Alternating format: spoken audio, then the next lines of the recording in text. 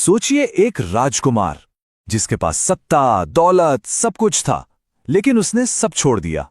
क्यों? आज हम सिद्धार्थ गौतम की कहानी में गहरे उतरेंगे, जानेंगे कि कैसे वो राजकुमार से बुद्ध बने और उन्होंने दुनिया को वो कौन सी सीख दी जो आज भी करोड़ों लोगों की जिंदगी बदल रही है। ये कहानी ना एक बहुत बड़े मोड़ से शुरू होती है।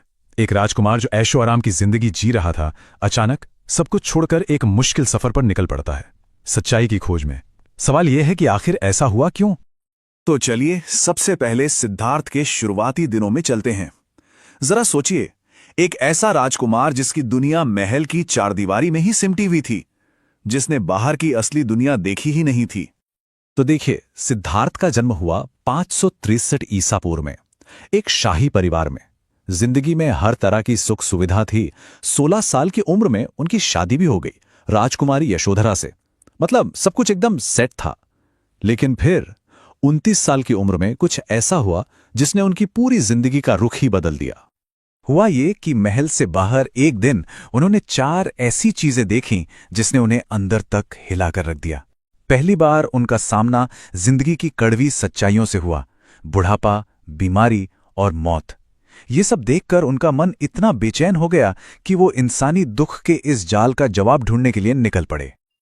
उनके इस फैसले को, इस ऐतिहासिक कदम को महाभिनिष्क्रमण कहा जाता है, यानी द ग्रेट डिपार्चर। और ये सिर्फ महल छोड़ना नहीं था, नहीं, ये तो राजपाट, परिवार, हर तरह का मोह, सब कुछ पीछे छोड़कर सच की तलाश में उठाया गया एक बहुत बड़ा, एक क्रांतिकारी कदम था। तो महल तो उन्होंने छोड़ दिया, पर इसके बाद क्या हुआ? अब शुरू होता है उनकी जिंदगी का वो दौर, वो 6 साल, जब उन्होंने सच को जानने के लिए कठोर से कठोर तपस्या की।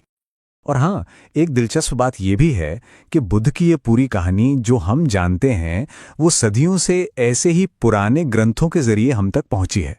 इन्हीं ग्रंथों ने उनके जीवन और उनकी सीख को आज तक जिंदा रखा है। पूरे 6 साल! जरा सोच कर देखिए, 6 साल तक सिद्धार्थ ने घोर तपस्या की, अपने शरीर को हर तरह का कष्ट दिया। उन्हें लगता था कि शायद खुद को तकलीफ देकर ही वो आध्यात्मिक ज्ञान पा सकते हैं।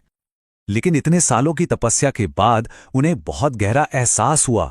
उन्हें समझ आया कि ना तो महलों का ऐशो आराम और न ही शरीर को तड़पाने वाली ये तपस्या, कोई भी रास्ता ज्ञान तक नहीं ले जाता। और तब उन्होंने एक नया रास्ता खोजा, मध्यम मार्ग, यानी संतुलन का रास्ता, जो एक्सट्रीम से बचकर बीच से निकलता है।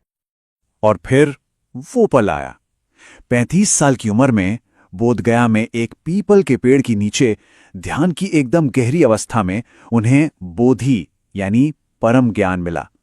और उसी पल से राजकुमार सिद्धार्थ हमेशा के लिए बुद्ध बन गए, जिसका मतलब है द एनलाइटेंड वन, यानी वो जिसे ज्ञान मिल गया हो। तो अब जब उन्हें ज्ञान मिल गया, तो बुद्ध ने फैसला किया कि वो इसे सिर्फ अपने तक नहीं रखेंगे, बल्कि पूरी दुनिया के साथ बांटेंगे। तो चलिए अब उनकी मूल शिक्षाओं को समझते हैं। तो सवाल यही है कि आखिर वो कौन सा गहरा सच था जो उन्हें उस पेड़ के नीचे मिला? ऐसा क्या जान लिया था उन्होंने जिसने एक राजकुमार को बुद्ध बना दिया? उनकी पूरी शिक्षा का जो सार है ना, वो इन 4 आर्य सत्यों में समाया है। पहला, जिंदगी में दुख है, ये एक सच्चाई है। दूसरा, इस दुख का कारण है हमारी इच्छाएं, हमारा मोह। तीसरा, और ये सबसे जरूरी है, इस दुख से छुटकारा पाया जा सकता है, ये मुमकिन है। और चौथा, इस छुटकारे तक पहुंचने का एक साफ रास्ता भी है। और वो रास्ता कौन सा है? वो है अष्टांगिक मार्ग। देखिए, ये कोई थ्योरी नहीं है, बल्कि जीने का एक प्रैक्टिकल तरीका है। इसमें सही सोच, सही इरादे, सही काम, ऐसे 8 पहलू हैं जो हमें दुख से बाहर निकलने में मदद करते हैं। सारनाथ में उन्होंने अपना पहला उपदेश दिया।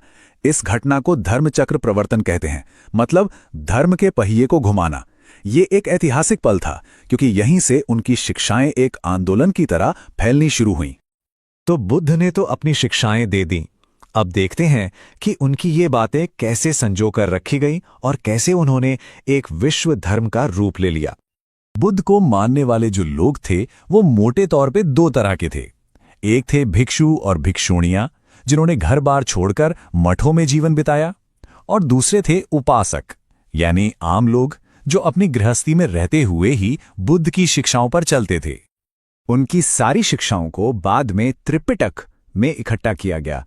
त्रिपिटक का मतलब है 3 टोकरियां। पहली टोकरी है विनय पिटक, जिसमें संघ के नियम कानून है। दूसरी है सुत्त पिटक, इसमें बुद्ध के सारे उपदेश हैं। और तीसरी है अभिधम्म पिटक, जिसमें इन शिक्षाओं का गहरा फिलोसॉफिकल एनालिसिस है। संसार दुखों से भरा है, ये एक लाइन बुद्ध की पूरी शिक्षा का आधार है। और ये कोई निराशा की बात नहीं थी, नहीं, बल्कि ये एक सच्चाई को स्वीकार करने जैसा था। क्योंकि जब तक हम समस्या को मानेंगे नहीं, उसका हल कैसे ढूंढेंगे? और इसी हल को ढूंढने में उन्होंने अपनी पूरी जिंदगी लगा दी। तो ये थी एक राजकुमार के बुद्ध बनने की पूरी यात्रा।